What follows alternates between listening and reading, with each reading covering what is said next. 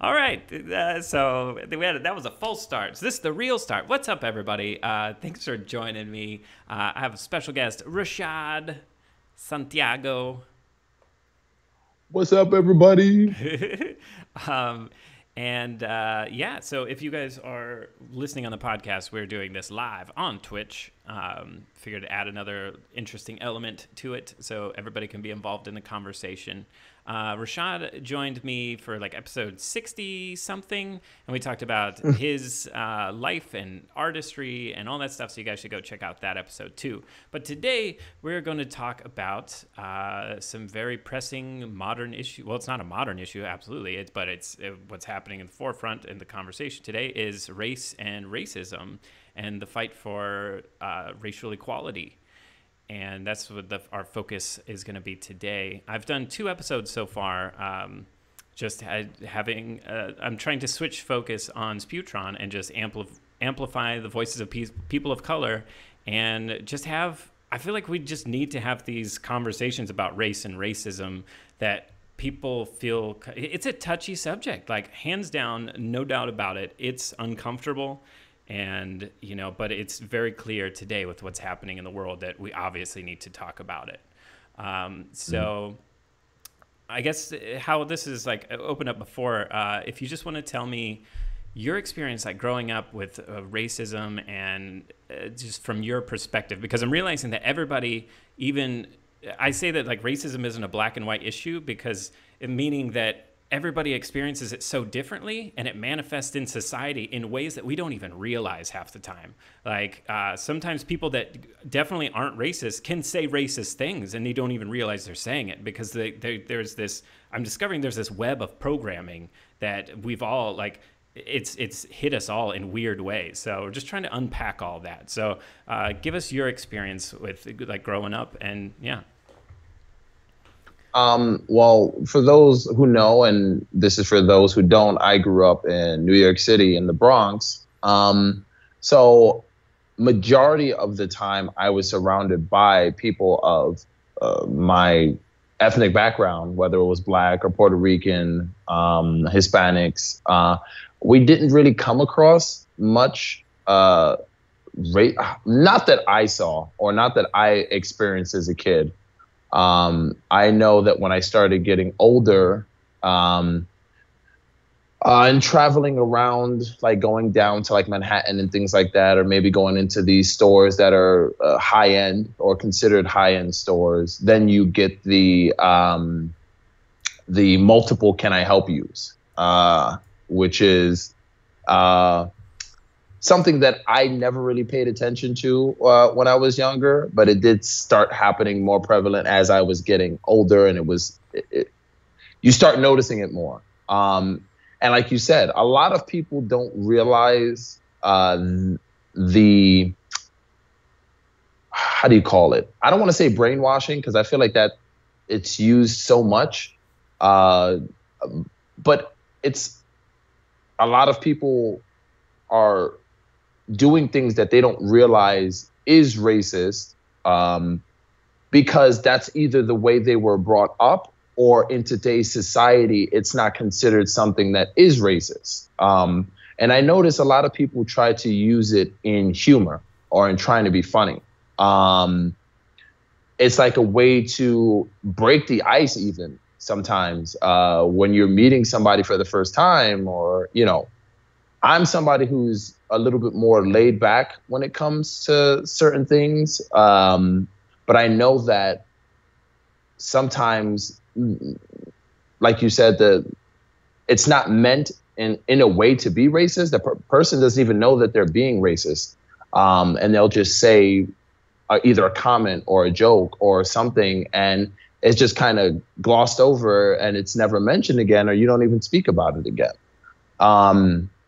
I know that when I was going to school down in Florida, I was attending college. I was going there for like 6 months. That was one time and the only time that somebody called me what the N-word, as we're going to say, in a way to get me to react. And I realized that as it was happening. Luckily, I didn't fly off the handle and cause a scene. But I realized that they said it and they approached me and they were waiting for me to react to it. And it was in like the parking lot of a Popeyes, and I was riding my bike home and I had the right of way to go across the street, and they were coming in their truck, and he laid on the horn and he said the comment out the window, and it kind of took me by surprise because not ever being called that ever in my life. I was like, excuse, like what? So when I got across the street, he swung into the parking lot really quickly, and he got out of the truck and he approached me, and I was ready to defend myself. But when I realized that he just wasn't doing anything and he was waiting for my reaction, I said, he's trying to get a reaction out of me. That way I can look like the bad guy, and I kind of laughed at it. I took a step back, and I think I was only 19 at the time. And, most 19-year-olds don't really think that way. But luckily I was able to. And, that was like one of the first times when I really took a step back and I looked at, racism, and I started really paying attention to it, because up to that point, that situation never happened to me. I never met somebody, or I never came across somebody, even in that kind of heated situation, to where my race was brought into the argument, or they tried to say something to me to get a reaction out of me. But it happens all the time when we go into Walmart or we go into Target. I've noticed a lot of times if we're walking out with a cart full of stuff right next to another couple of a different race with a cart full of stuff, and the alarm goes off, I want to say 99% of the time we're called back and they're allowed to let go. And another time we were buying these sneakers, and the lady in front of us was buying the same exact sneakers. And the lady scanned her sneakers, didn't open her box, gave her the box, and she was allowed to leave. And then when we got up to the register, she opened the box. She took the sneakers out. She was trying to see if there was anything inside the sneaker.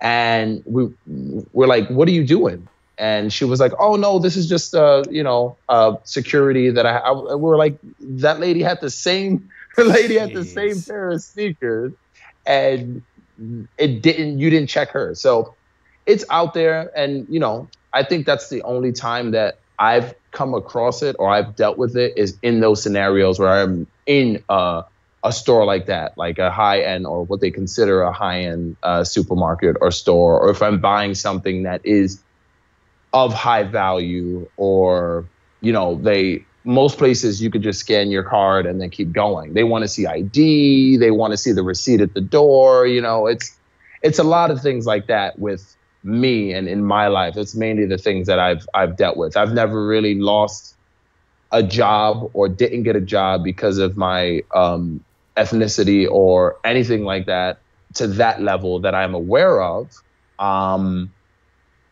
So it's, in my case, I think it's a little light. And dealing with the case of even dealing with police officers, I've dealt with, I want to say I've been stopped several times in the past, just random stops that they have to do. And I always make sure that I cooperate and I answer their question. I can be a dick and give them attitude and prolong what would have taken 20 seconds.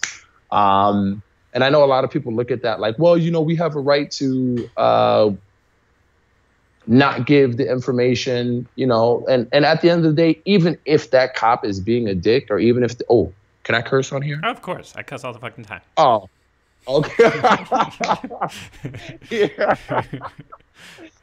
So even if that cop is being like a dick or an asshole, which I've experienced, as long as you're doing your part to make sure that you make it home at the end of the day and you're answering questions and things like that, I find that it always goes smoothly. And I see that in the area that I live now, which is basically country, and, there's not many run-ins that the cops have, especially in my area with people of my ethnicity. I was expecting more judgment up here than I was getting in the city, but it's actually flipped 100%. So I know there's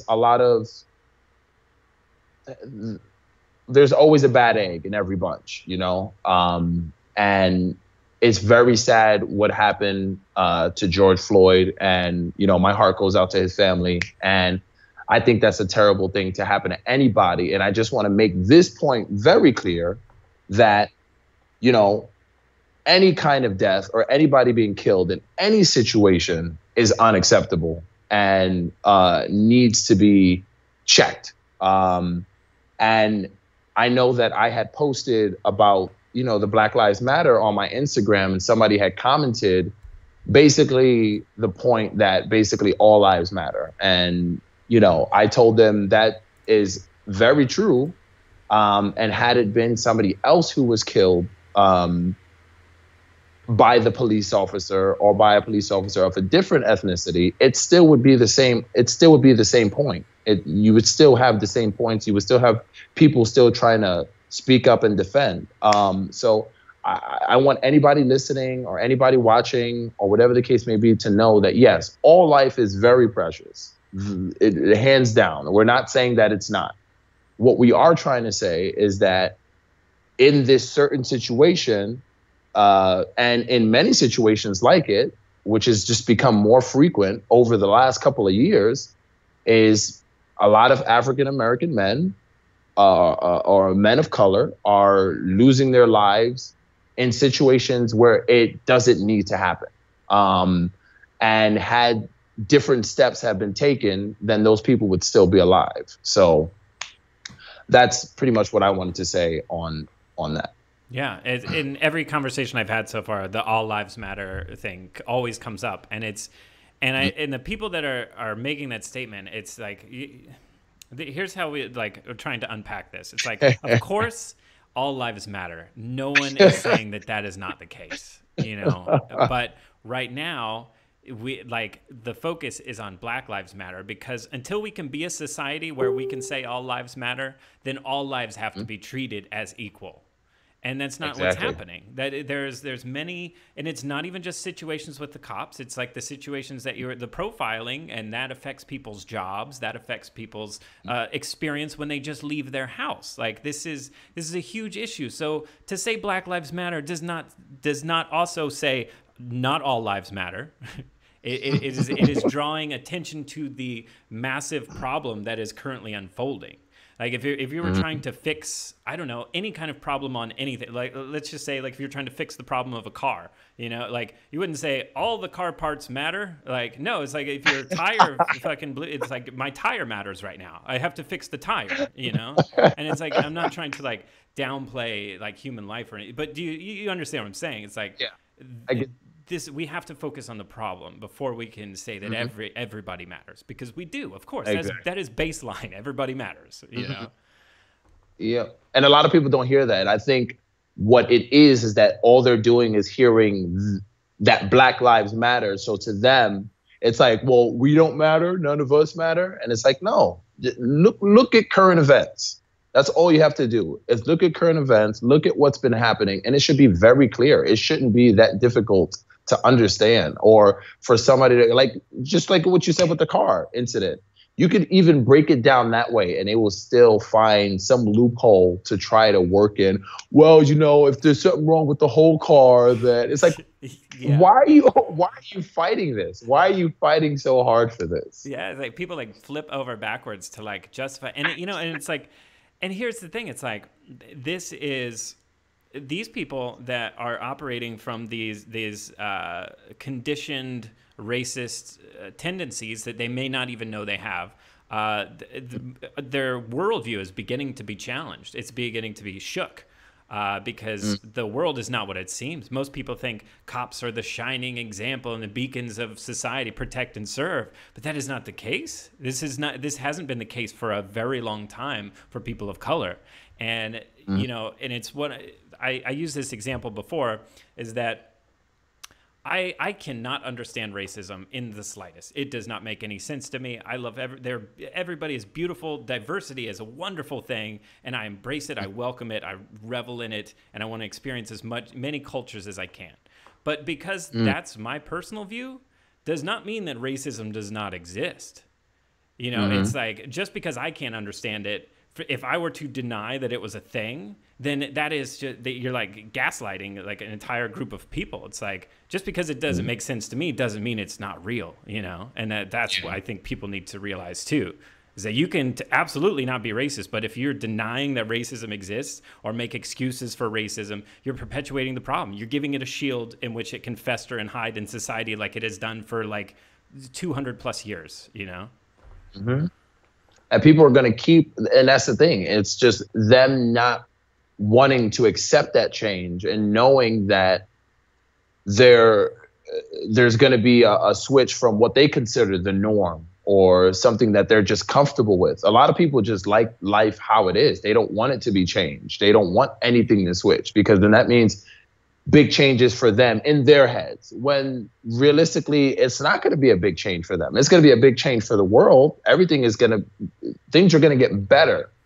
But they're just stuck in their ways. A lot of people are just stuck and comfortable with the way things are. And they're like, I don't want it to change. This is how it should be.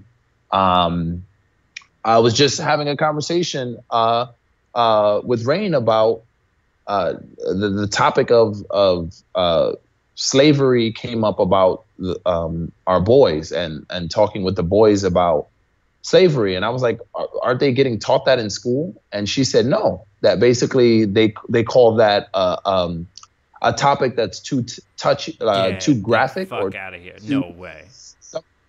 That's what she said. And she said that we would have to teach them, and which I don't doubt in the slightest bit, because the way the school systems work, a lot of these kids are coming out and they're not even aware of anything. The history books they pick and choose what these kids are learning and what makes America look the best, through the history, and teaching kids about slavery is not going to be, the best thing, especially the children of color. But it is a part of the history, and I think it is something that they should know and should learn about while they're in school. Absolutely. It's what the country was built on. Unfortunately, this country is built on a lot of terrible things, but they should hear about all of them. And the fact that this country was built on or from, that person has a different skin color than mine, they're not human, I want to take what they have or use them to help. Like, the whole thing is terrible, and all of that whole way should be switched. And I hope that that's like something that was just like either misread or misspoke. I hope these kids are being taught the way things are. It's almost like that thing with the map. Like when you ever see that picture that they posted, I can't remember, it was like a year or two ago. It was like the way maps are showed the way the map is showed in school to kids to make them basically America being like this huge thing, and they've got like all these other little, here's this part of the world, here's that part of the world, but like the way they have America is like so big. And I got, when we get off of here, I'll send it to you. Okay. Yeah, I want to see that. Yeah, and you don't really pay attention to it. It's like as a kid, you see this thing, but that's that conditioning and already getting that in to the head of the children. And somebody who's not taught anything different, like especially with the parents not teaching their kids anything different, and that's the way they're growing up, and that's what they're seeing, and that's what they're being told, that's just what they consider to be normal. Yeah. So it's sad. I wonder if, you could look at that as two separate ways. One, the nefarious angle of like whitewashing history so it doesn't look as bad. And that seems like that could be a conscious intent. But also you could look at that as, I wonder if the safe space mentality of the modern era is possibly contributing to that too. Like, oh, we can't tell kids about that. That's so horrible. And it's like, but like that has filtered into society as it is now, and that is Mm. like, as far as I'm concerned, like required learning to me. Like I was Mhm. fortunate enough in school, I was taught that, and the two times that I was most interested in history was when we learned about like Trail of Tears and the atrocities to Native Americans, and also slavery. Mhm. Like I was a Mhm. young kid, but like that shit like hit me hard and impacted me like in like I guess positive ways. I don't know, because like I'm like, oh my god, how could anyone ever treat someone that way? Yeah. Like learning about it, I could handle. Like we don't give kids enough credit, man. Like they can handle it, and I think it's absolutely important that they learn that. And then that leads into an issue that we're talking, that I haven't got to in any of these conversations, is the school system. Yeah, it's like Mhm. what our system of school, like setting race aside, it's just set up to make little worker bees of people. Like your creativity, your imagination, fuck that shit. It's not important. It's not like, just Mhm. do that. Just put your head down and just be a little worker bee. And because like first things to get cut are creative programs, and it's like Mhm. all of it is just tailored for just like a bland conformist society. Mhm. Um, One thing that I notice and I mention all the time is the way we learn when we first start versus how it is when we end or when you stop.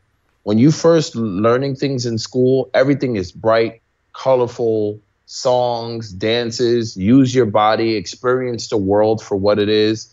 And then all that stuff just slowed. Obviously, having adults in college sing and dance would probably be a little off-putting, Oh, but would it? I still feel like there's aspects of that can be kept to help with learning. Like your favorite song, the reason why it's stuck in your head is because you sing it all the time, or there's something about the rhythm of the music that can be incorporated and kept throughout the learning system, uh, to help with retaining information. And that's why a lot of kids, like I know for me, the reason why I was the way I was in school is because it wasn't entertaining enough. Luckily, I graduated high school and I did some college, but it wasn't what I wanted. But high school, you go, you sit down, you get talked to for however long that period is, and then you go to the next class and somebody else talks to you. And there was no, my favorite class was gym and art when I had art, because those forced me to use my brain in a way that was creative. And, I felt good going to those places. Science was fun because that's, you don't really get to do that kind of stuff. We got to dissect a frog and it was dope. It was really cool. Mm-hmm. So I feel like they have to take those kind of same learning styles and patterns and adapt them to learning English and adapt them to learning history and adapt them to learning social studies and all that stuff, just to help the kids. Because if you think about a child who's growing up in, let's say they don't have the best of living situations, they don't have the best maybe parental figures, any one of those, the last thing that they're going to want to do is go to a place that's not entertaining or it's not challenging them mentally.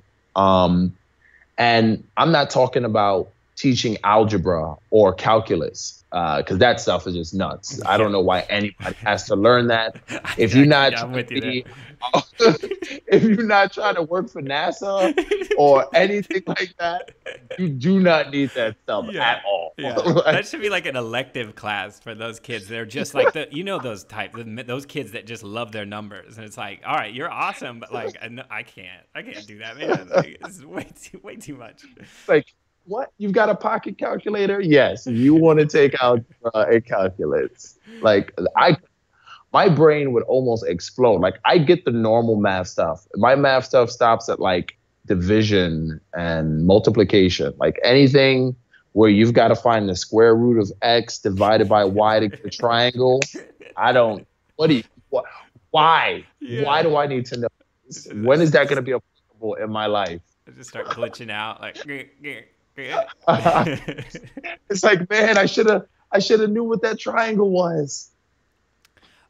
So yeah, Randy brought up a good point, and so yeah, for everybody watching too, I think we'll do a part where we open it up for live, like we'll take you guys' questions and stuff. But Randy brought up a topic I wanted to talk about.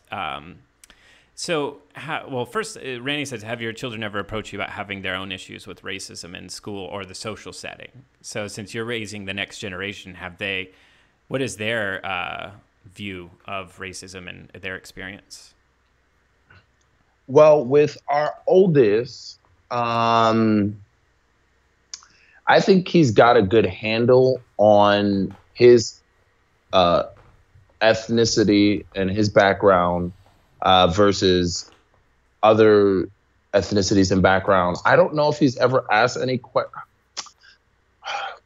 I don't think he's had any problems from what we know and what he's told us. Luckily, where we are, there's not really much of that. You know, he makes friends quickly. You know, a lot of people like him. You know, they think he's really cool. But he hasn't really approached us with any of like those issues where he's like he's being treated because of the color of his skin. And our middle child, Carter, I think. He's got like this, it's a weird little, I don't want to say a misunderstanding, because he sees that his brother is a darker complexion than him. So he thinks that, or thought that he was a different race.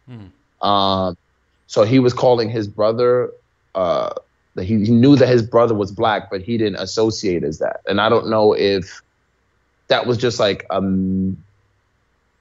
mistaken, like not aware, but you know, we told him like, Carter, you're black too. And he's like, and I think it's just like a young thing. I think that was more like just an observation. He's like, well, we're not the same. Yeah.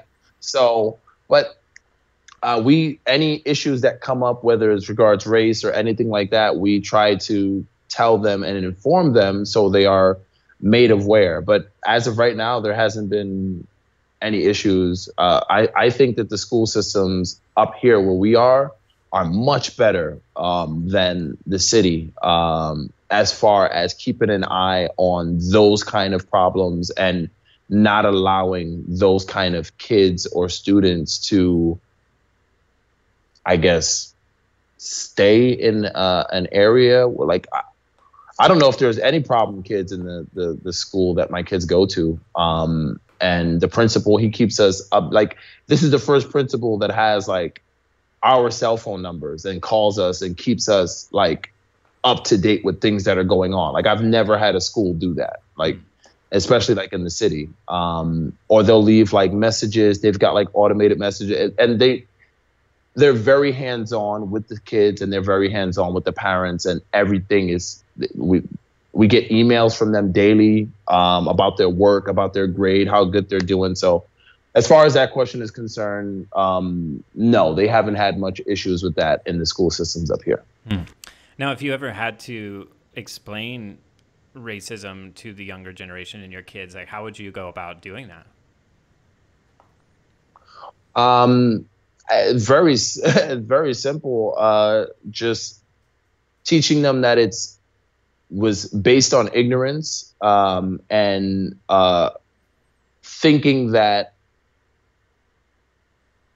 one human being is better than another human being based on the color of their skin, and just explaining how simply that's wrong, and the color of your skin doesn't make a difference. The type of person you are does. You know, you could be any race, and, you know, you can do anything. I don't feel like your race should stop you from being able to do anything. And like you said, it's mind-boggling why anybody would think otherwise or look at somebody of a different color or race and think to themselves, like, I wouldn't want that person working for me, or I wouldn't want that person doing anything for me, or I'm going to make this person do something for me but for less than what they deserve because of their race. It's like it's all confusing. When I say it and the words come out of my mouth, my brain is like, what are you talking about? Yeah. So yeah. And again, I just want to illustrate that's a lot. That happens to a lot of people. And then it's like, it's good. Like, you should be perturbed and you should not be able to make sense of it. But again, like, please don't deny that it's existence, because it's a huge problem. Yes. You know, like, yep. Yeah. So I talked to Tiffany just yesterday, and she told, like, I learned a new term, like colorism, that I wasn't even aware of. That even within the people of color, the community, or the Black community, there's sort of kind of colorism between like different shades of Black. Is that something that you've ever experienced, or? I've heard about it. And I've never personally experienced that, but I know there's that. Depending on what shade you are, some people think that they're either better than the other shade or whatever. I've just never experienced it. That's something else I don't understand. I know that's something that may or may not be in our industry, like in the film industry. That's definitely something that comes up a lot. Based on what actor is going to play or what actress is going to play, especially for, there was this show, Raising Dion, I think it was called. I think it was on Netflix or something like that. And I guess the original pilot that they shot, the main female character was a little darker and she had a different style hair than the actress that they wound up going with. She was still African American, but she was a lighter shade and her hairstyle was different. And the comments underneath, like the trailer, were of that. Why did they go with the lighter? There was nothing wrong with the first one that they had. Why did they wind up going with like a lighter skin sister? And it'll just, you'll just see the comments flood in on that the battle of, and who knows why they went with that actress. Maybe the other one wasn't available. Maybe this one was the only one that they had, or they liked something. I don't know what it is, but that is something that is like a real thing that is happening on the inside. Yeah, well, Tiffany brought up a good point too, in relation to like acting, is that there seems to be a kind of, in films we see this. The like darker skin Black women, they're sort of typecast as like sassy and like sometimes promiscuous and fiery. There's a certain personality type that is attached to that character, and then the lighter skin Black women are more reserved and they seem more like, I guess, like put together or something, you know. And it's like, and this is how this is another way that racism sort of seeps into things that we don't even realize. Like, and again, it's like a conditioning under the surface, because now, no matter what you do, if we watch films and stories, and a person that is a particular shade is always associated with a personality type, then you're going to start it's not even your, like, you have no conscious control over it. You're always going to start, no matter what, subconsciously associating personality type with a shade.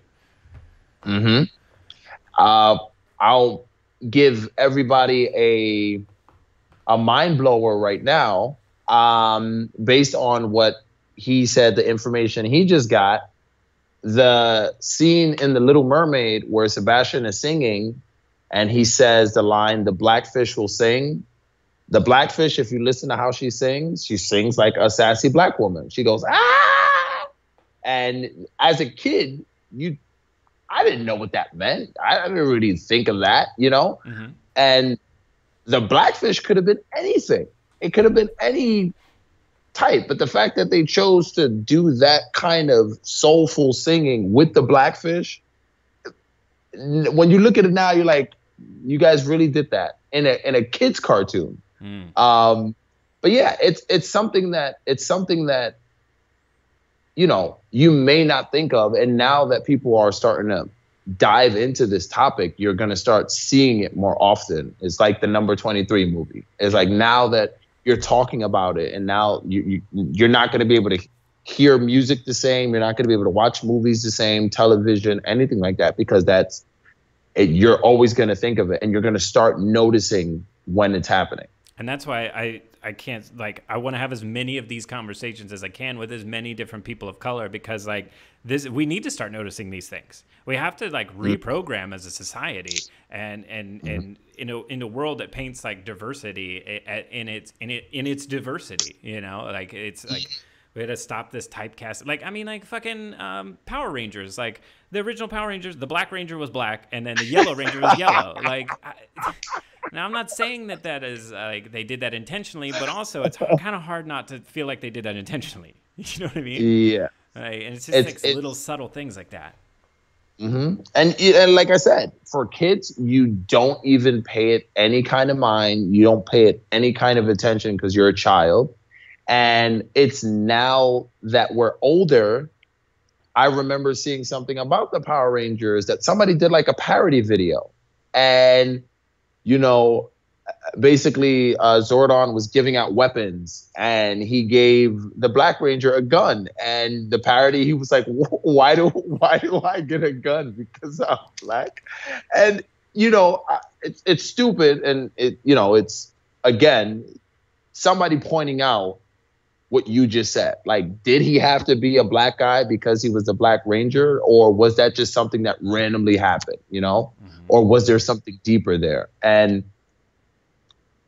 it's really gonna, like you said, start making people pay attention. It's gonna change the way we look at things as a society and the way we do things. Not to say that somebody can't play a character that's a certain type because they fit, like you were saying about the sassy black woman. Obviously, if that person fits the role and they get the part, they're not cast for whatever reason. But there should be a deeper dive into the way we do things. And I know that, films back in the day when they were made, everybody in the film was of a lighter complexion. And, they started allowing people of color to be in the films, but they would normally be like the help or somebody of not an important role. And then over the years that started changing.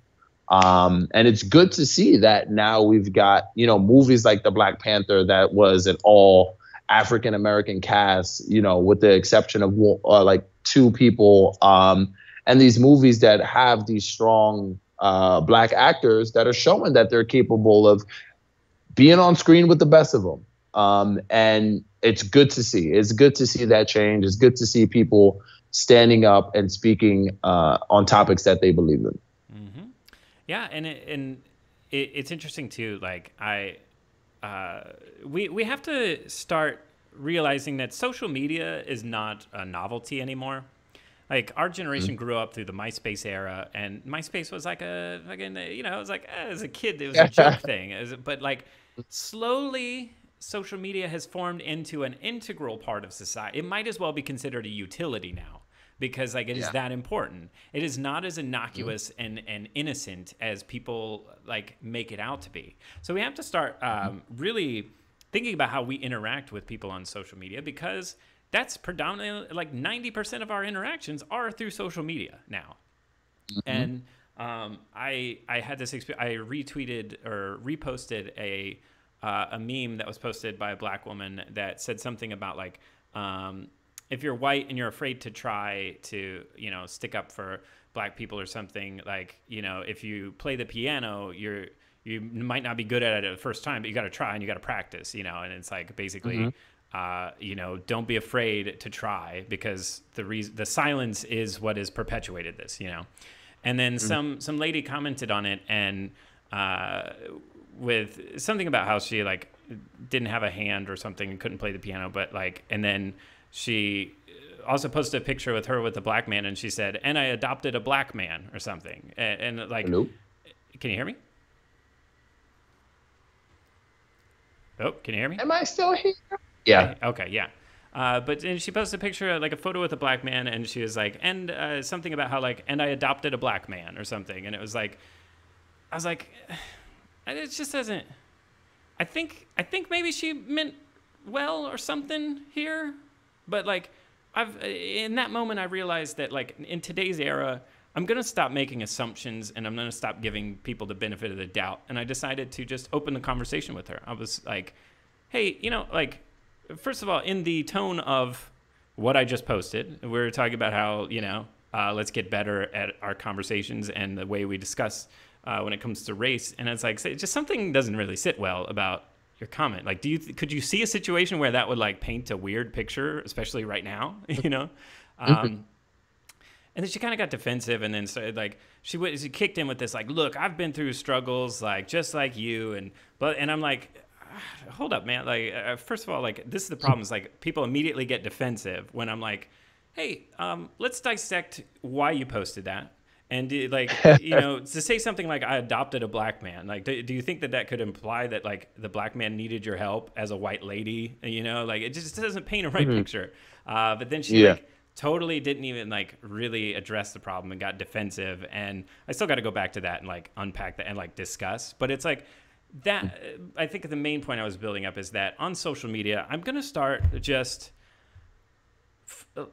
nicely or respectfully, I don't know the right word, but calmly calling people out, but not in a way like fuck you and this cancel culture stuff, but in a way like, hey, maybe you didn't think about this when you said that, but here's what, you know what I mean? Like, it's again, it's those like thing. And then I think we should maybe all try to start doing that, especially if you're white. I think if you see something like I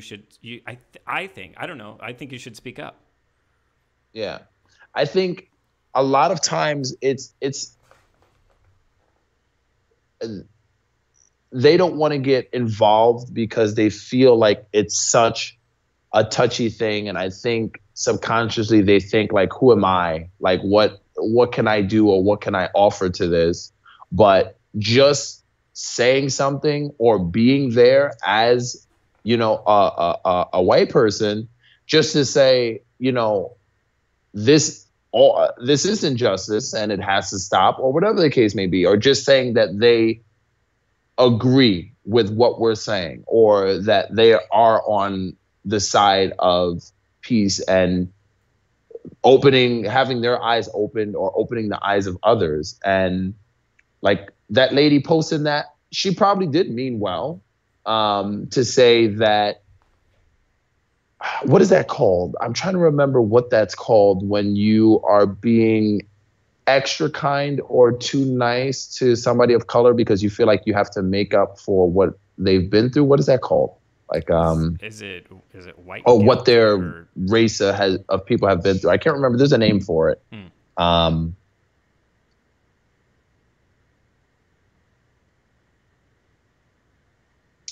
Yes. And I want to say yes and no, but I've experienced that more than I've experienced more of the negative stuff, where I realize that somebody is happy that either it says poor connection. Is that me or you? Oh, I still see you. I think it just went through a little thing. You're still here. Oh, okay. So where they're being really nice and, making sure that I'm okay and I have everything that I need, because they feel bad in some sort of way. And yeah, I think it is kind of like that, like you said, the white guilt. Yeah. And in my head, I'm like, why are they doing this? Like one time at a gas station, I'll just use this example. There was a guy, I was standing there waiting for him, and he came into the store, and he was like, you waiting for gas? I was like, yeah, I just need like 10 on whatever pump I was on. And he was like, oh man, don't even worry about it. Oh, sorry about that. I was doing this and And he went into like this whole like apologizing. He gave me a free slice of pizza. Then he pulls out his phone and he's like showing me these little black kids he adopted. And I knew like a person means well, but it's like,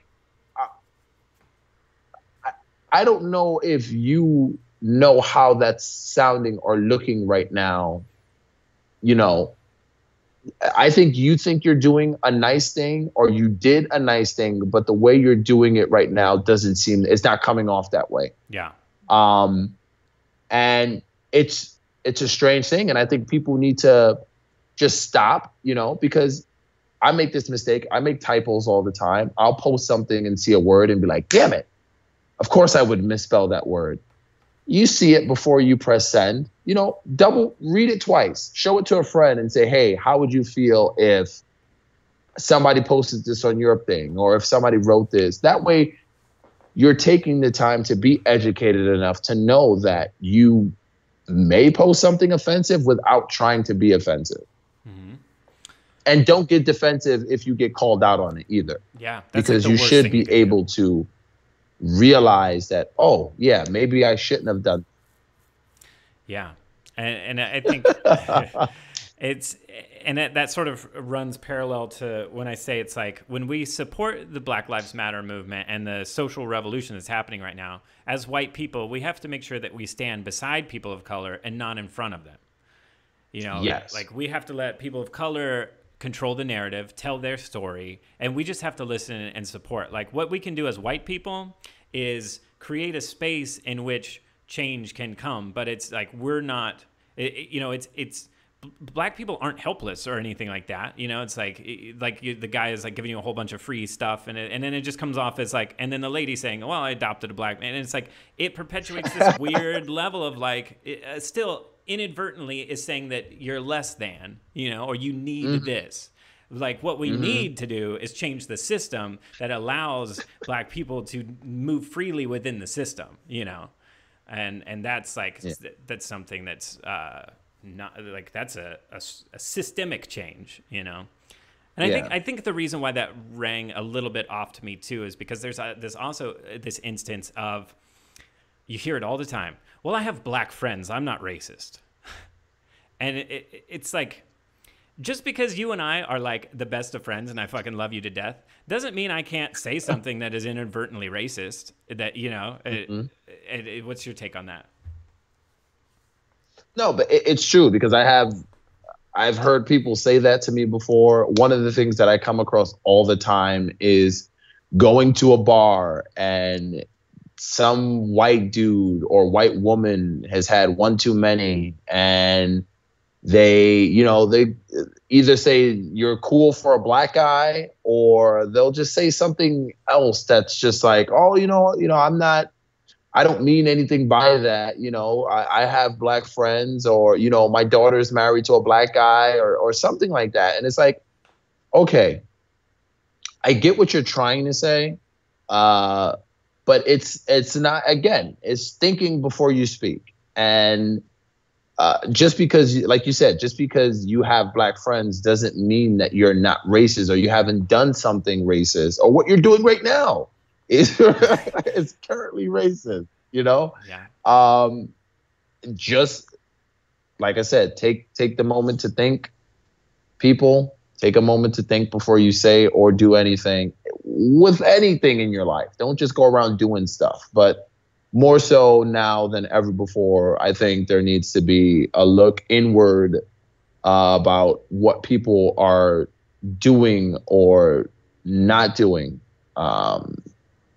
to respect or to disrespect somebody's culture or their background. Mm-hmm.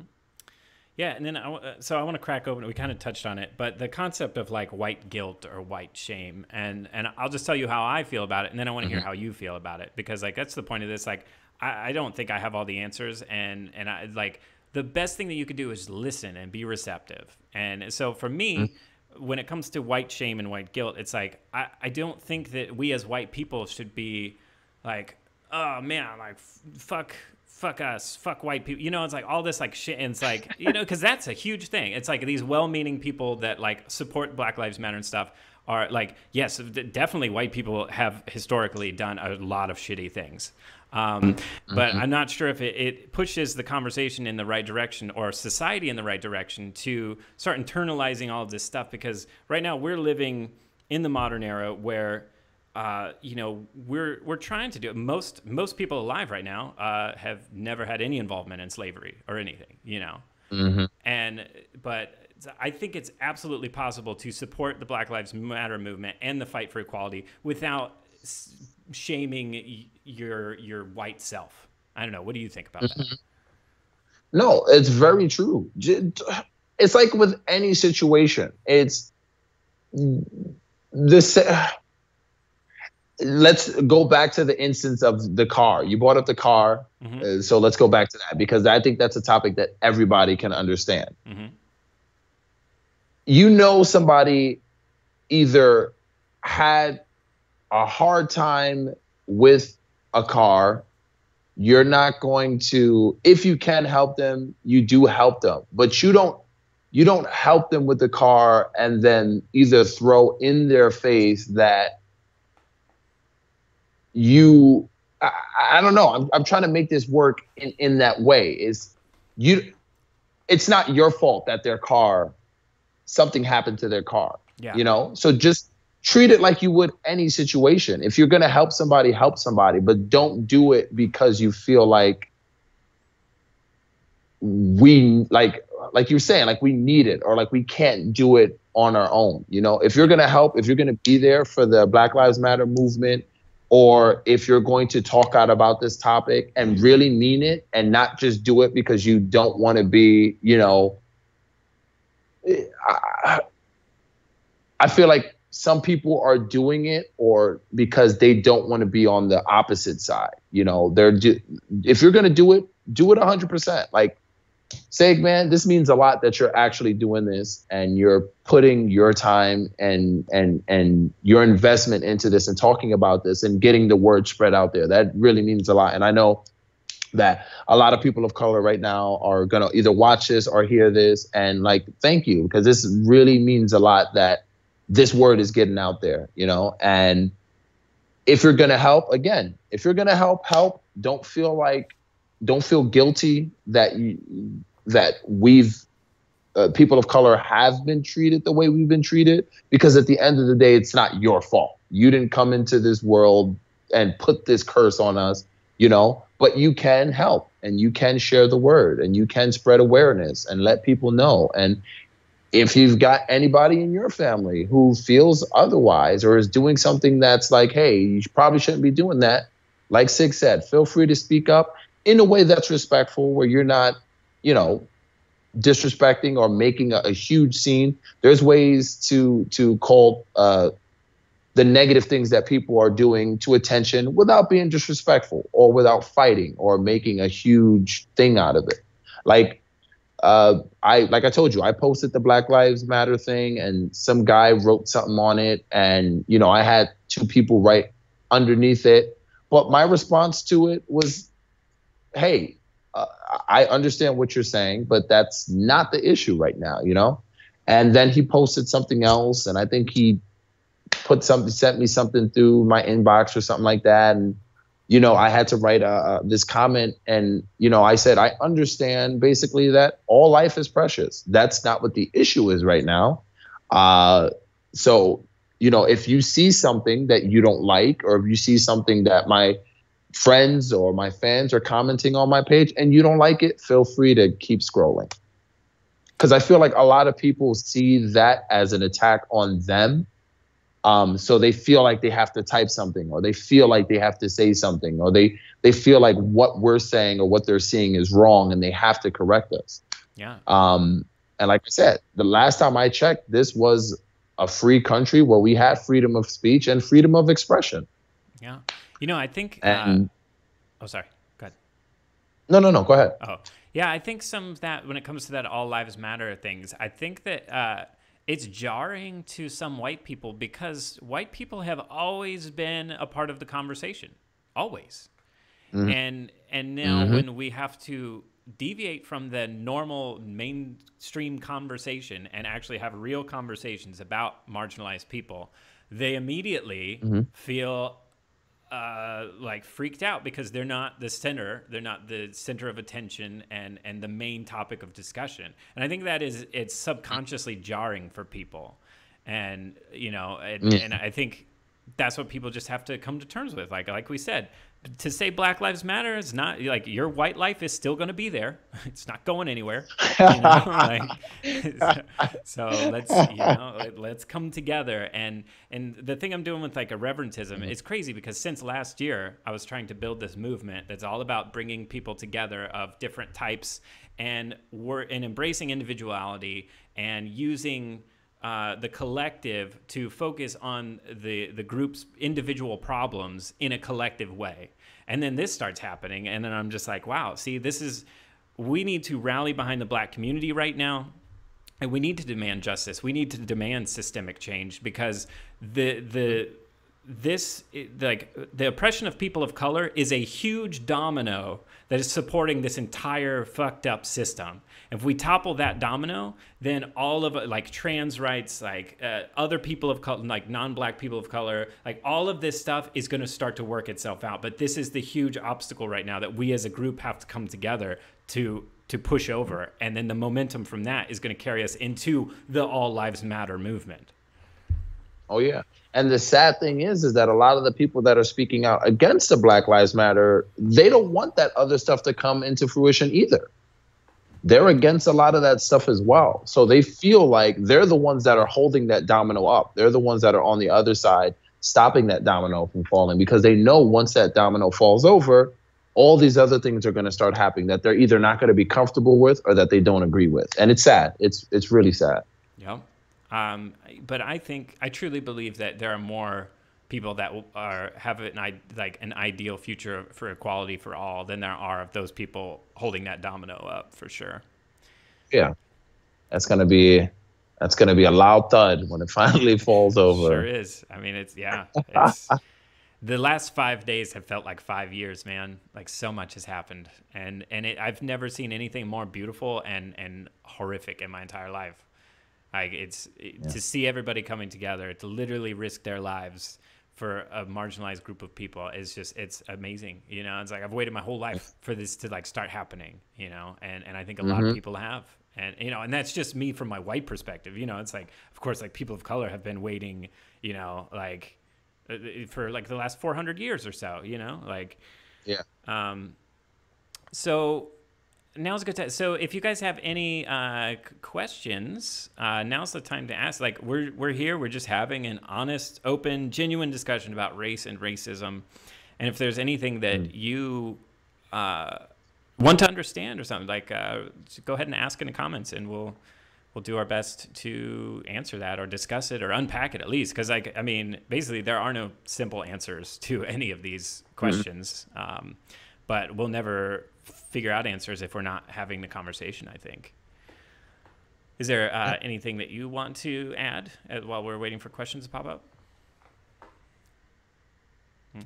Go ahead. Is there time for a quick bathroom break? Sure, you can take a quick bathroom break. So maybe a question will come in. I'll be right back real quick. Yeah. So the Green Yeti, this is my pal Rashaad. We met on Face Off. We were both on a show that we did makeup effects. And you can see all of his, that's all his work there in the backdrop. Yeah.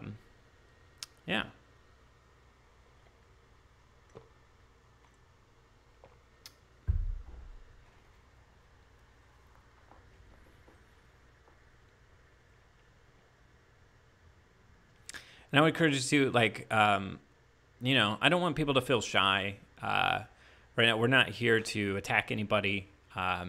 Like, in a sense, trying to create a safe space for an unsafe topic. Hey, Mom, how's it going? Thanks for joining us. But again, if you're just joining us, we're opening up the floor to questions, anything you had, or input if you're a person of color or white person. Like we're cracking open this conversation that needs to be had, that is long overdue. So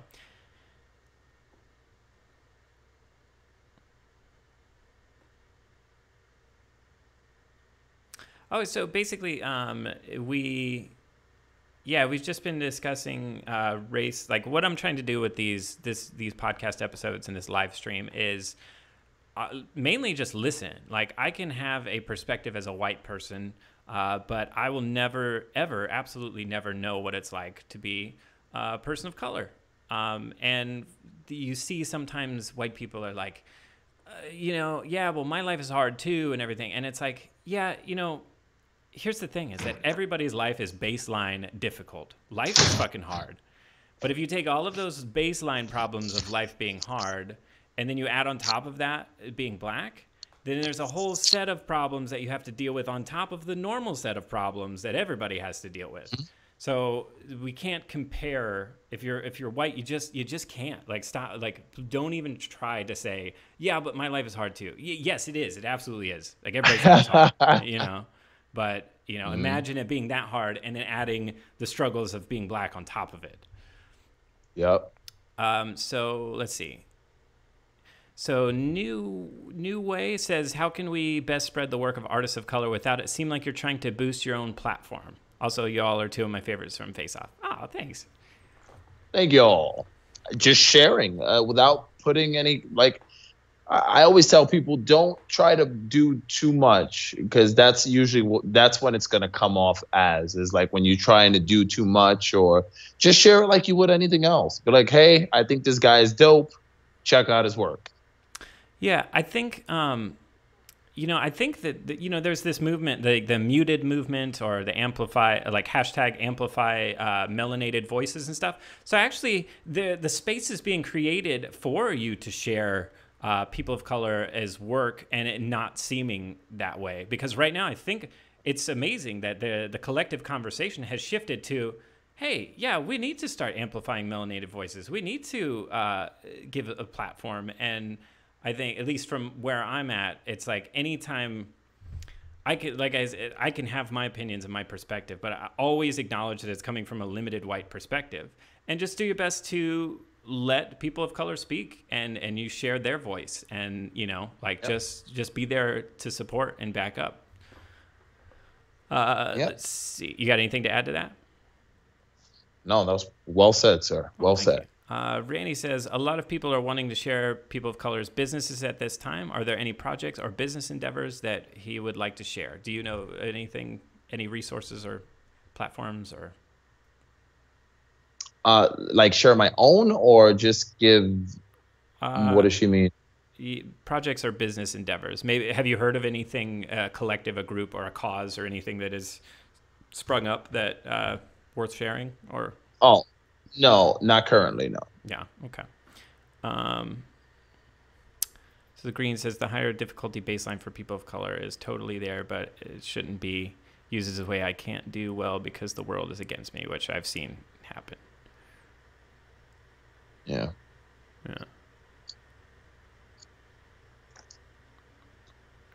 Yeah, I mean, it's like a very many layers to the struggle, and just life in general, Yeah, this is a good one. Oh, go ahead. Oh, go ahead.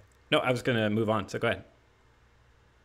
No, I was just going to say, it's basically touching on, we know that nobody's got an easy life. Even people born with silver spoons in their mouth, they don't have easy lives either. So we know that that's something that everybody goes through, and we would never try to project that anybody has an easy life.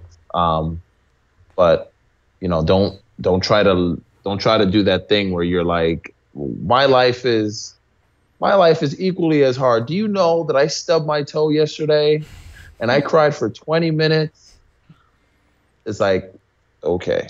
But I make a joke of it, and that's just my personality. It's a real serious thing, but yeah, don't do the leveling thing. Yeah, and that's I was talking to Alex about it too. Is like, it's hard to get people to pay attention to this stuff sometimes because it's deep, heavy stuff, man. Like, there's no easy way to talk about it. It's fucked up, for lack of a better word.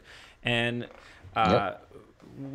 in a sense, what I'm trying to do with the podcast is, it's weird. I'm trying to find this balance of like bringing some fun flair and artistry and entertainment aspect to it to keep people engaged, but also like I'm trying to find this balance where it doesn't come like, hey, look at this, like, let's talk about racism. It's like, because I fully acknowledge like how heavy the subject is, But it's just trying to figure out how to find that balance. Um, well, you don't, man. I was gonna say we could drink next time, but you don't. You don't drink anymore. I don't drink anymore. Yeah. So, Maybe we could paint. we paint. Yeah, that'd be fun. And then, I mean, we're rocking like solid viewership too. It's like, I feel like I think right now, just the tough conversations need to be had. I think like people just need to deal with it, and as the movement progresses, I think we can get more and more fun and bring in the artistry and use art and creativity to drive it further. But right now that domino's got to topple, So right now it's like, you got to hit the hard shit. Yeah. So New Y says, what typical mistakes do you see white allies make that you wish you could point out? And that's a good question. I wanted to get to that too. What's some like white ally no-nos?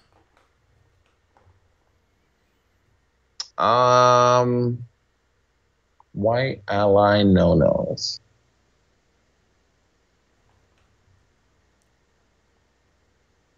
I think, I just saw a conversation that happened where someone was, I think it was like a situation where, actually, let me read it because I screenshotted it. But yeah, if you got something, go for it. No, I mean, I think we touched on a couple of them. The woman in his case and the guy in my case basically having adopted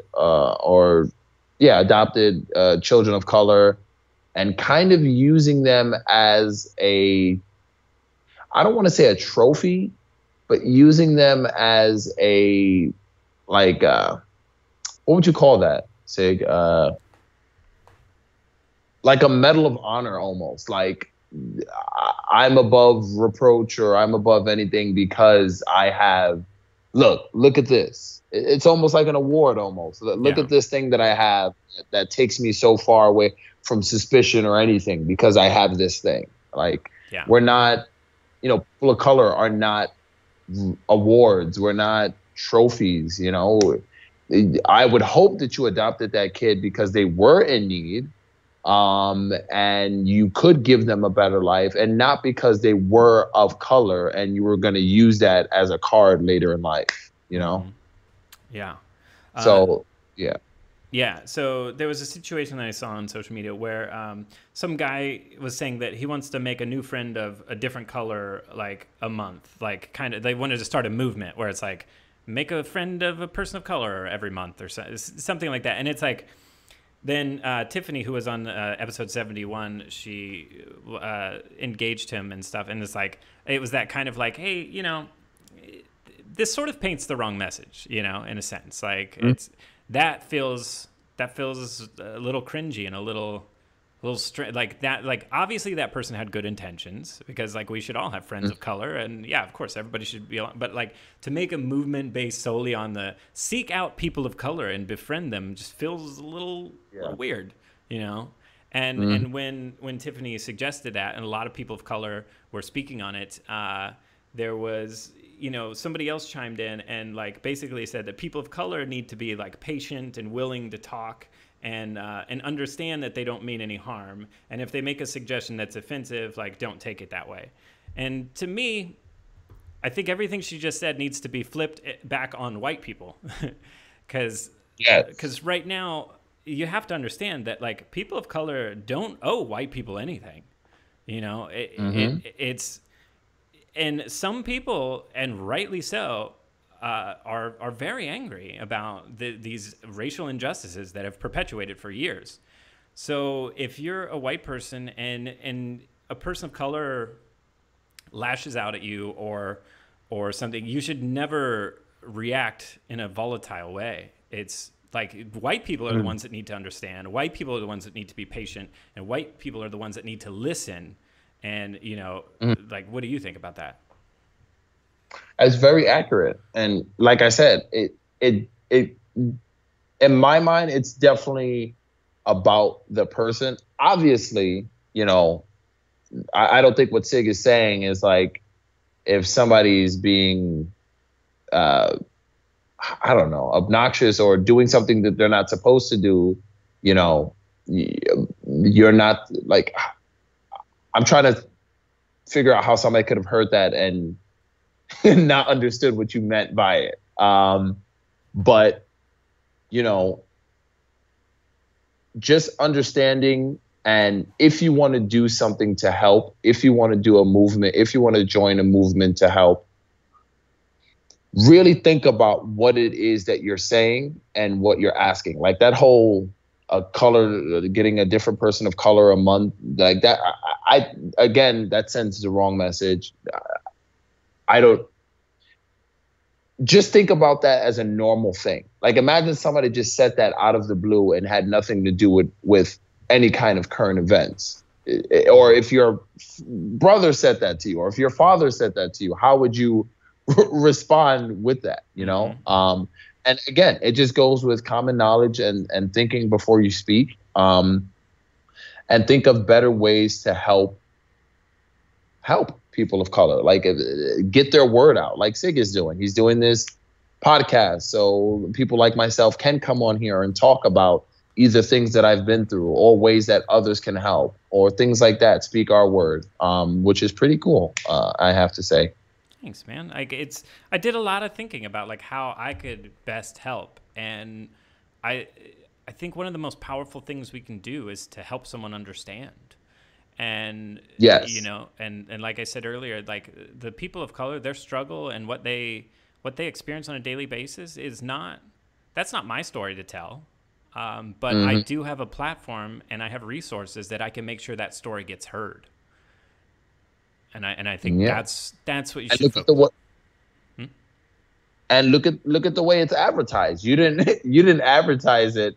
I'm gonna have my friend of color tell his colorful story of how the color, like you did it in a way that is respectful, and you know I'm able to come on here and talk, and you know it's not a trophy. You're not showing me off or showing the people that you have off on the show like it's an award, and you're doing it in the best way you know how, in a respectful manner. And I think that's what is a major part of it. Just treating me and anybody else how you would want to be treated. And help without like help in ways that it's not like you're painting a picture that black people are less than or incapable of helping themselves. That's a big thing, you know. It's like, yeah, we are all outraged. This is tough shit, and it's time it's fucking changed, you know. Like, yes, but make sure you don't just like overstep your bounds here on that, because it is very easy to let that, like that, the pain in my heart, it hurts for the world and people of color, and I like I'm there, like I'm fucking but you know, like you gotta take a second and like sort of examine that, like unpack it a little bit, and then figure out the best ways that you can be the best ally, because we all have different lives and we all have different resources.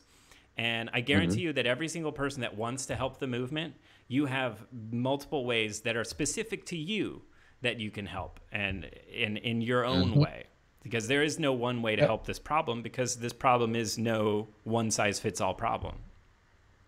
Let's see.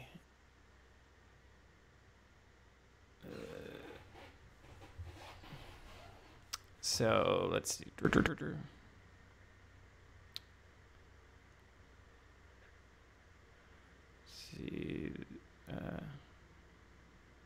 Trying to like catch up on comments here.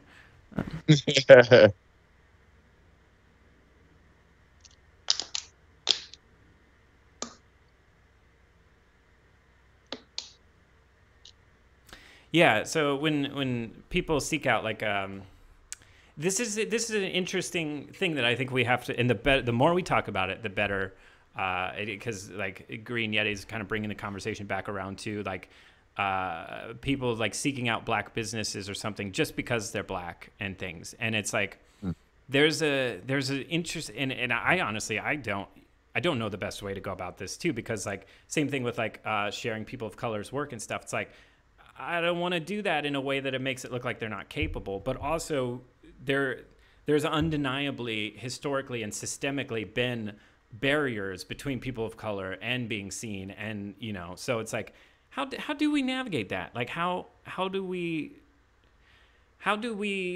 basically share black businesses and support black businesses without doing it just because they're black? But I don't even, you know what I mean? You know what I'm trying to say? It's like, but also that is the point too, because so it's like, I don't know. Am I making sense? No, you're making perfect sense. And I guess that's that slippery slope of, I guess it all depends on how you do it. Yes, I'm doing it because this is a business of color, but I'm not doing it because this person is incapable of doing it themselves. So I don't know what that would be or what that would look like. And also doing it when it's not around one of these times. Because I know there's like that explosion of, when something like this happens where everybody's on board and everybody's sharing this stuff and posting this stuff, but also keeping in mind that once this does find a way to resolve itself, keeping that train going and, not just doing it when it's relevant. Yeah. I think that's a good way to show and support as well. Yeah, I think it's important. Like, basically, the system has kept people of color like down here for so long, like undeniably. So until we get people of color like back here with everybody else, then it's the same issue of like Black Lives Matter versus All Lives Matter. Just because we're supporting black businesses and going out of our way to bring a lot of light to that, I think right now it's just societally necessary. Yes. Because like that is the point, to share black business because they're black, because we have to make this right, and that's the only way to do it, is to get everybody back on the equal footing. Yeah. I agree. Yeah.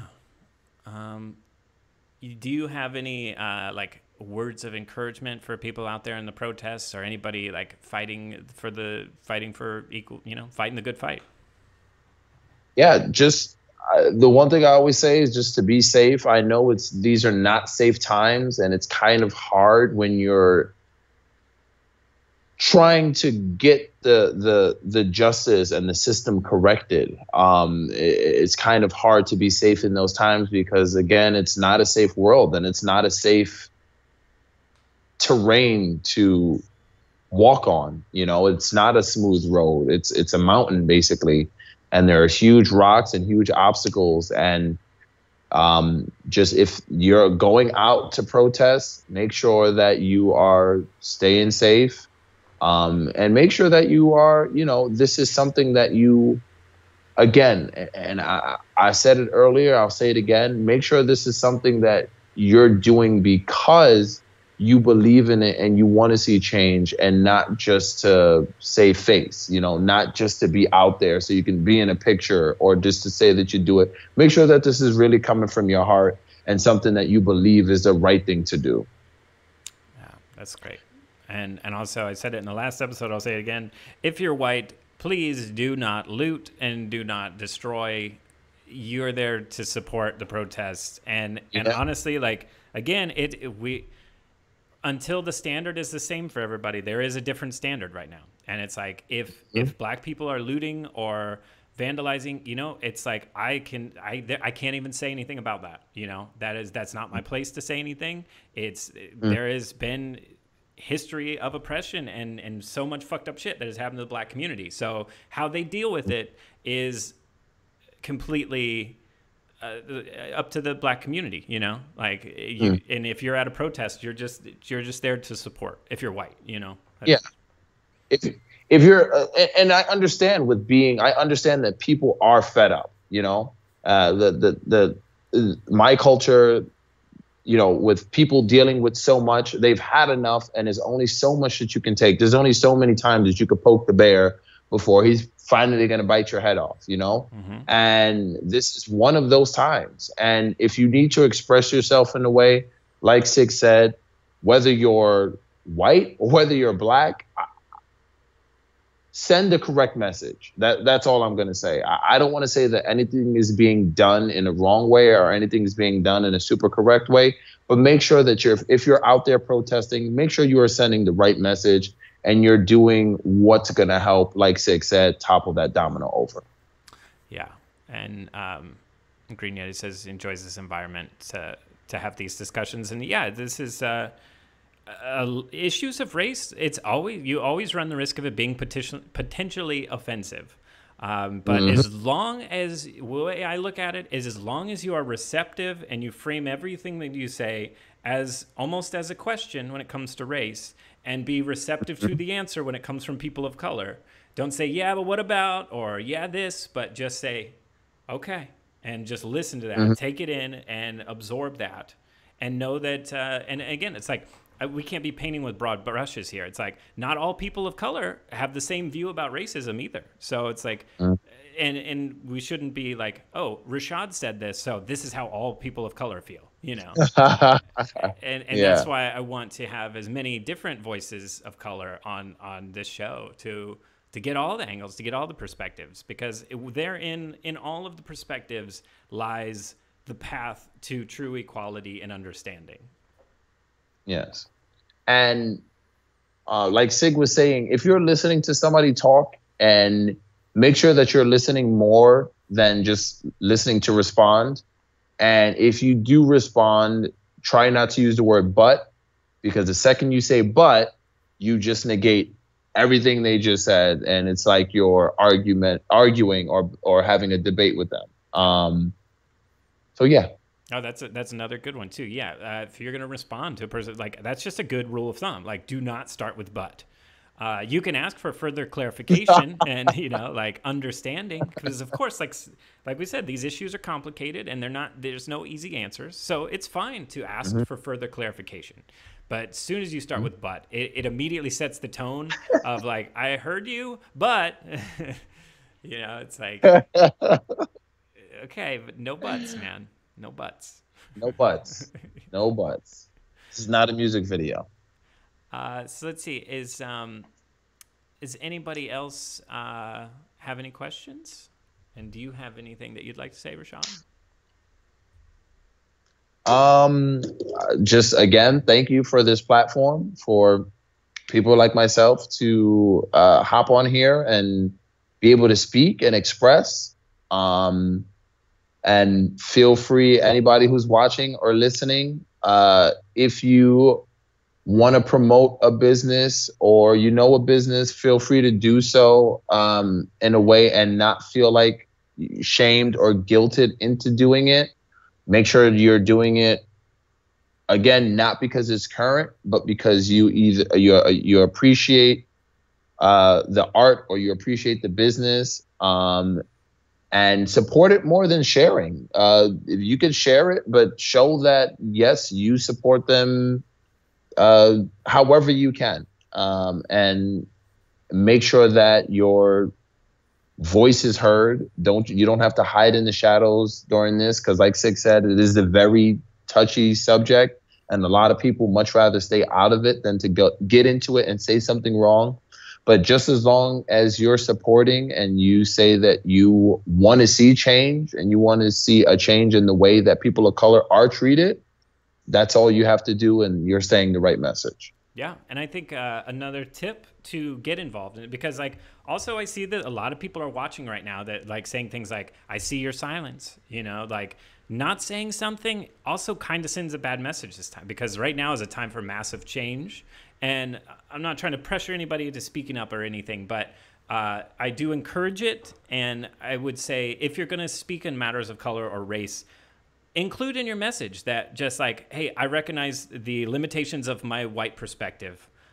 This is my perspective. Can you help me understand, or is there something wrong with this? Like, just ask questions rather than making statements, I think, is a good rule of thumb. You can't really say anything wrong if you're asking a question.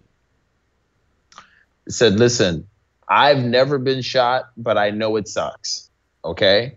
And I can't speak on that, because that's never happened to me. So it's it's the same with anything like of that situation.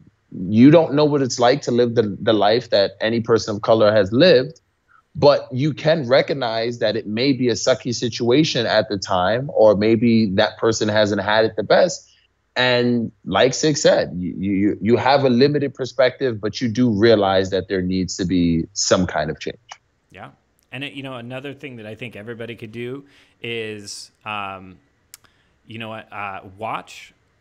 learn Black history, watch documentaries. Maybe instead of, whatever shitty TV show you're going to watch, maybe like queue up some Black documentaries. Like there's amazing ones on Netflix, like Nina Simone. Last year around this time, Randy and I spent Black History Month just watching Black history, like listening to soul music, watching documentaries. Like if you want, there's no way that you can there's no way that you can know what it's like to be a Black person. But if you want to feel the soul and the struggle, I'm telling you, listen to music that was made back in that like those songs could be like written today. Like right before this interview, I was listening to Nina Simone live sing the song "Why," and it's about Martin Luther King had just been killed, and it was like I cried, dude. Like it was powerful, and it was like that was a moment in time where like this massive figure in civil rights was just killed, and then like. Like if you want to understand the story, start reading the story. You can't understand anything if you haven't like read the book or watched the film. Like do your best to learn Black history, because apparently it's being erased from schools and shit. So like you have to seek it out and listen. And I think as like that will give you a greater understanding, and that's something that you can do. You don't even have to interact with other people. Just understanding the struggle is a powerful thing. Yeah, and along those lines is like Cig did right now, is doing this live stream and asking me about my story and how I dealt with certain things, and hearing my side of the story and getting to know what I went through personally, somebody who he knows and is very good friends with. Just talking and, doing what people are supposed to do naturally without any kind of boundaries or hindrances. And like this Black history is filled with stories and things that people went through that I don't know how I would feel if I even, we're going through this time right now, but there are people who've been through worse situations and worse scenarios. Stuff that'll just make you say, how did you do that? Or how did you go through that? Mind-boggling stuff, but they've done it. So do your history. You can read up, you can watch up, listen up. There's a lot out there. Yeah, When They See Us on Netflix is a must-watch. Okay. Yeah, is that about the Central Park 5 or? Yes. Okay. Yeah. That was probably one of the most emotional experiences of watching something. It was so deep and it touched on so many, like the thing that those boys went through is just, again, like I don't know how they did it. I wouldn't have been able to personally deal with that. Especially that one. If you haven't watched it, I don't even want to say anything. If you haven't watched it, go and watch it. And I know some people may watch it and think, no, they kind of boosted this up or kind of exaggerated it for Netflix. No, what they show you on there is what happened to those boys in real life. And they've got the footage. They kind of cut back and forth from during the end of the actual recordings of the boys, and it's one of those things you're gonna cry. So just know that you're definitely gonna cry. When They See Us. Is it still up there? On Netflix? Or, yeah, probably. I mean, it was a Netflix original, I would assume. Yeah, and that's another instance of art transmuting an experience that we relate to fictional characters all the time, and we actually like you know, if the world can watch fucking Game of Thrones and flip a table, like, and have a nerd rage because Daenerys did this or something in the end, like, if you can get that emotionally invested in a fictional character, then you need to start watching, like, things that happen to real people and identify with real people and their struggle. You know what I mean? Like, it's like, watch that kind of stuff. Learn the struggle of Black people, and you... That's how you can understand. I mean, do the closest that you could get, I suppose. But another thing that just want to add to that, that just like reaching out and listening to people of color and stuff. You also, outside of us right now, like I don't know of many other people doing this, like in this format, like just sitting down, like, hey, look, we're going to talk about race and racism. You know, things are really volatile right now. Not everywhere is a safe space to talk about it, and some people of color aren't necessarily.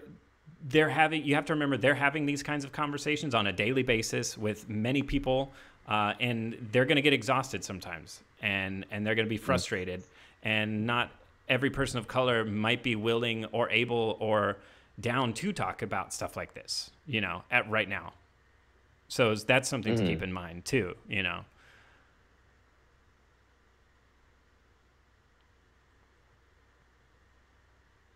You still there? Yeah, I'm still here. Oh, okay. But yeah, that's definitely something to keep in mind. And that was a great point that you brought out about how angry people get over watching fictional characters and getting angry on fictional characters. Is like, imagine how angry you would be if you heard some of the stories. And you know what I think it is? Again, I think it's just people enjoying the escapism that film and television brings, because it's not real. I think a lot of people know that real life is hard enough, and that they just don't want to deal with knowing that these kind of things are going on. They're better off in their fantasy world and living that life. And, you know, they've got their horse blinders on, where they're just looking at what they're looking at, and the world is just kind of passing them by. So never forget that we're living a story, and we're all characters in the story that we're living, and we can tell an amazing. We need to stop trying to escape from this story, and start figuring out how we can tell an amazing story that we're living. Yep. So. Yeah. So. Yeah. I mean. I guess, I feel like, yeah, we could do multiple ones as the movement progresses too. I'd love to have you back and just keep discussing, because it's an ever-changing topic that is, you know, every single day something new happens and something radically changes. My mom said she misses your laugh and us all hanging out together, and hopes that we can hang out again. And do karaoke. I see that the looting keeps getting brought up in the chat, and I mean, we can revisit that a little bit. Like, honestly, I just think that there's, as a white person, like, of course, everybody can denounce looting and destruction of property, for sure. Like, nobody wants that shit. But right now is, if things don't break down enough, like, things don't change when people are comfortable. So I feel like at the beginning, I think that the looting and the destruction has made a point. It's like, look, shit's going to hit the fan if things are going to easily devolve into chaos if shit doesn't change. So I think that the point has been made with the looting and the violence. And I think now, like, but again, it's not my place to speak. But from my perspective, I would hope, and it seems like I'm seeing this, is that now they're moving into just focusing on the peaceful part and trying to self-police and trying to stop people from doing that. Because right now what's important is that, like, the peaceful protest is the ideal scenario. But when people don't listen to that, inevitably people are going to start breaking shit. And rightly so, you know? But we're all in agreement that nobody wants shit to break. Yeah. You know, like, yeah. We don't want shit broken. We don't want shit stole. We just want. But like Cig said, sometimes the peaceful standing out there holding a sign doesn't always get the message across. Not everybody's listening to that. People are driving past that. People are switching the channel. But when things start getting broken into, things start getting set on fire. Now you're getting the attention. Now you're getting people looking. Now you're getting people watching. Yep. So that's how the message is being across. Every single period in history has, like, violence of some sort has led to massive change. And it's unfortunately like how it is. That's why nothing has changed in the United States for so long, is because we've all been cushy and just comfortable enough. That's the thing. Yep. Shit's been way fucked up, but we've been complacent because we're like, I guess it's not that bad. And we think that not that bad is normal. And for some of us, it's been very bad. You know, like, there are different levels of bad. But yeah, and also the thing is like, when a lot of reports that the cops have just been antagonizing and brutalizing people that were straight up being peaceful. I mean, the fucking president ordered people to be tear gassed just so he could walk across the street to a fucking church. I know when you see those videos online of, like, smoke gas going off in the crowds, like, it looks innocuous and it's like a fog machine or some shit. That is a toxic chemical irritant that is made to, like, choke you and burn your eyes out. Like, it's not that is, like, really wrong. And the pepper bullets and the rubber bullet, like, that shit is fucked up, and that should never be employed on people peacefully protesting. So that's my take on that. And they were shooting them. For those of you who don't know, okay, rubber bullets are meant to be deflected off of a surface to then hit the target. So the velocity is slowed down. And I just learned this not too long ago. Yeah. But people are being shot with rubber bullets at point blank range. Yep. And I don't even know I'm scared to even think about what that does. But the fact that that's what it was made for, and the way they're being misused by the people who are supposed to use them, is it's fucked up. It's wrong. Yeah. Especially people who are not doing anything. Basically, they're doing what they have the freedom to do, and they're being punished for it. I don't know. Yeah. I don't know. Again, like Cig said, this is a topic we could just keep going. More things, just pull something else out of the hat. Yeah. I mean, to wrap that one up, it's like, I've seen at least 4 instances of someone shot in the forehead and it has exploded their eyeball. So they're permanently blind. Yeah. See, yeah, new way of saying it. Yep. So, and it can send skull fragments into your brain. So it's like, whew. Yeah, I mean, we could wrap this up now if you want. Yeah. So tell us where can people find you, and you got any new projects on the horizon? What you up to these days? Well, if people want to find me, they could find me at Rashaad Santiago, both on Facebook, Instagram. My Twitter is like Rashaad and a bunch of numbers, but I think if you just type in Rashaad, my Twitter will come up. Working on commission pieces. You can find me on Etsy at RS Studio Creations on Etsy. And I am working on a short film entitled Terror from Beyond, which is a 1950s stylized monster movie. We're pulling out all the stops for this. And if you guys want to support us, please go follow the Terror from Beyond movie on Instagram. And we also have a Kickstarter up right now. Yeah. That's where you can find me. What's the Kickstarter? How do we get there? Oh, I have a link to it in my Instagram, both on my normal Instagram, link in the bio, or if you follow the @Terror from Beyond movie on Instagram, the link is there as well. Or if you just go to Kickstarter and type in Terror from Beyond, it will pop up.